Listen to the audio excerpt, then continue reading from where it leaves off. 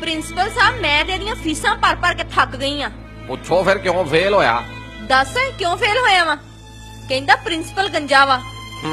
ਇਹ ਵਜ੍ਹਾ ਹੈ? ਟੀਚਰ ਸਾਰੇ ਬੱਚਿਆਂ ਨੂੰ ਟਾਈਮ ਦਿੰਦੀ ਸੀ ਤੇ ਮੈਨੂੰ ਨਹੀਂ। ਉਹ ਕਿਹੜੀ ਗੱਲੋਂ? ਰੋਜ਼ ਮਿਸ ਮੈਨੂੰ 3-3 ਘੰਟੇ ਤੇ ਮੁਰਗਾ ਬਣਾਈ ਰੱਖਦੀ ਸੀ ਤੇ ਜਦੋਂ ਮੈਂ ਕੰਨ ਛੱਡਦਾ ਸੀ ਤੇ ਛੁੱਟੀ ਹੋ ਜਾਂਦੀ ਸੀ। ਪਰ ਮੁਰਗਾ ਕਿਹੜੀ ਗੱਲੋਂ ਬਣਾਉਂਦੀ ਸੀ? ਦੱਸ ਇਸ ਮੋਟਰ ਮਕੈਨਿਕ ਨੂੰ। ਸਬਕ ਹੀ ਨਹੀਂ ਸੀ ਯਾਦ ਹੁੰਦਾ। ਤੈਨੂੰ ਹਰ ਨਵੀਂ ਫਿਲਮ ਦਾ ਗਾਣਾ ਯਾਦ ਹੁੰਦਾ। ਮੱਲੇ 'ਚ ਕਿੱਥੇ ਗੇਮ ਲੱਗੀ ਤੈਨੂੰ ਇਹ ਯਾਦ ਹੁੰਦਾ। ਬੀਬੀ ਹੋਰ ਗੱਲਾਂ ਦੀਆਂ ਗੱਲਾਂ, ਤੇਰਾ ਮੁੰਡਾ ਮੁਰਗਾ ਬਹੁਤ ਸੋਹਣਾ ਬਣਦਾ। ਉੱਤੇ ਕੋਈ ਬੱਚਾ ਵੀ ਬਹਾ ਦਿਓ ਤੇ ਇੰਚ ਵੀ ਥੱਲੇ ਨਹੀਂ ਹੁੰਦਾ। ਤੂੰ ਘਰ ਚੱਲ, ਬਿਮਾਰੀ ਪੈਣਿਆ।